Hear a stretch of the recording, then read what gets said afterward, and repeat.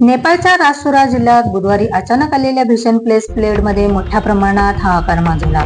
भोटेकोशी नदीत अचानक आलेल्या पुरामुळे तिमेरे आणि सायब्रो बेसी परिसरातील घरे, रस्ते, पुले आणि वाहनांचे मोठे नुकसान झाले. या दुर्घटनेत नेपाळ आणि तिबेट परिसरात किमान 160 जणांचा मृत्यू झाल्याचा ताजा अहवाल सांगण्यात येत आहे.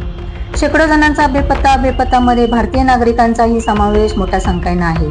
पूर अचानक आल्याने अनेक जणांना सावरण्याची संधी मिळाली नाही. बचावासाठी नेपाळचे लष्कर, सशस्त्र पोलीस आणि स्थानिक प्रशासनाचे पथके तैनात करण्यात आले असून हेलिकॉप्टरच्या माध्यमातून बचाव कार्य आणि मदत कार्य सुरू आहे. मराठा आरक्षणाच्या मुद्द्यावरून मनोज जरांगे पाटील यांनी 29 ऑक्टोबर पासून आंदोलनाची घोषणा केली असता मराठा सरकारने मोठा निर्णय घेतला आहे. कुणबी मराठा जात प्रमाणपत्रासाठी आवश्यक असलेली वंशावळ पडताळणी प्रक्रिया तालुकास्तरीय समितींना आणखी 1 वर्षाची मुदत देण्यात आली आहे.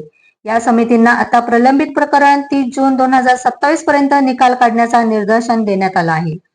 जुन्या कुणबी नोंद शोध आणि त्या आधारे पात्र व्यक्तींना प्रमाणपत्र देणे हा मराठा आरक्षण आंदोलनाचे प्रमुख मुद्दा आहे. सरकारच्या या निर्णयामुळे प्रलंबित वंशावळ पडताळणी प्रकरणाला गती मिळण्याची शक्यता आहे. दरम्यान जारंगे पाटील यांनी 29 ऑक्टोबरचे आंदोलन कायम ठेवण्याची भूमिका घेतली असून सरकारकडून मागण्या पूर्ण होण्याकडे आता सर्वांचे लक्ष लागले आहे. सर्वसामान्यांच्या चिंतेत भर पडली. काही बाजारपेठांमध्ये साखरेचा किरकोळ दर 70 रुपये प्रति किलोच्या आसपास पोहोचल्याचे वृत्त आहे. गेल्या महिन्याच्या तुलनेने साखरेच्या दरात मोठी वाढ झाली आहे. साखरेच्या वाढत्या दरामागे उत्पन्नाची घट, वाढलेली मागणी आणि काही ठिकाणी झालेली साठेबाजी ही कारणे सांगितली जात आहे.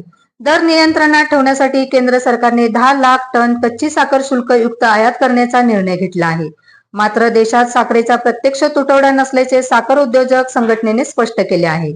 यामुळे इंधनाप्रमाणे साखरेसाठीची ग्राहकांना रांगा लावावे लागतील का, असा प्रश्न उपस्थित झाला आहे. सरकारच्या समोर साखरेचे दर नियंत्रणात ठेवणे आणि बाजारपेठेत पुरेसा पुरवठा कायम ठेवणे हे मोठे आव्हान झाले आहे.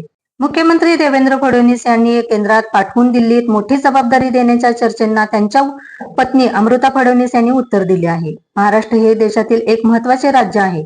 फडणवीसांना इथे राहून सेवा करू द्या. त्यांना दिल्लीत कशाला पाठवता? देवेंद्र फडणवीस महाराष्ट्रात राहिलेच पाहिजे, अशी भूमिका अमृता फडणवीस यांनी व्यक्त केली.